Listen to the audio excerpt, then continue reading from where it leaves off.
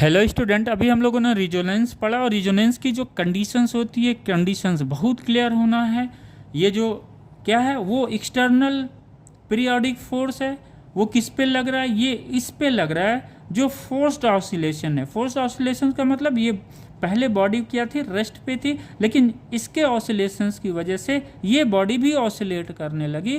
तो ये बॉडी क्या कर रहा है, इस बॉडी पे एक पीरियोडिक फोर्स लगा रहा है, और इस पीरियोडिक फोर्स ये बॉडी बी पे ये पीरियोडिक फोर्स क्या हो जाएगा, एक्सटर्नल फोर्स हो जाएगा। यानी हम कह सकते हैं जब ये एक्सटर्नल फोर्स की फ्रिक्वेंसी फोर्स ऑसिलेशंस में जो बॉडी है उसकी फ्रिक्वेंसी के बराबर हो जाता है, तो कंडीशंस क्या बनती है, रिजोनेंस की कंडीशंस बनती है। उसमें क्या होता है, इस बी का जो एम्पलीट्यूड होता है एक क्वाइट लार्जर हो जाता है। यानी एम्पलीट्यूड का एक ही बैग बढ़ना, क्या इस प्रोसेस को क्या कहते हैं, इस फिनोमिना को रिजोनेंस कहते हैं। और ये कंडीशंस क्या है, जब फोर्स पीरियोडिक, जब एक्सटर्नल पीरियोडिक फोर्स का फ्रीक्वेंसी इस बी के फ्रीक्वेंसी के बराबर होगा, तो इस बी का एम्पलीट्यूड क्वाइट लार्ज हो जाता है, तभी इस फिनोमिना को हम क्या बोलते हैं, रिजोनेंस बोलते हैं।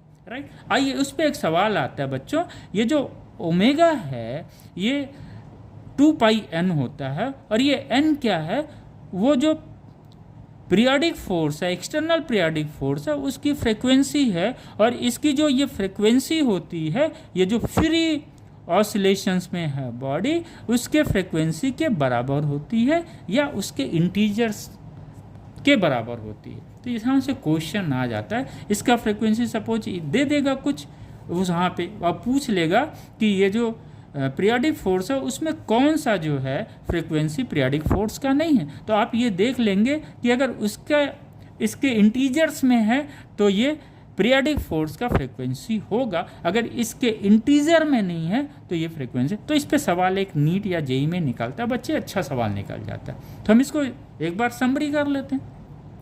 If n is the natural frequency of the body which is in free oscillation, इसका मतलब ये a का है, ये free oscillations में है, then the frequency n dash, ये मान लीजिए उसका frequency ये n dash है, then the frequency n dash of external periodic force which act on another body executes force oscillations is क्या होगा, n dash is equal to 1 n 2 n 3 n up to pn, where p क्या है, एक positive integer है। Right, p क्या है, positive integer. चूंकि integers क्या होते हैं, -1 -2 -3, इधर से आइए +1 +2 +3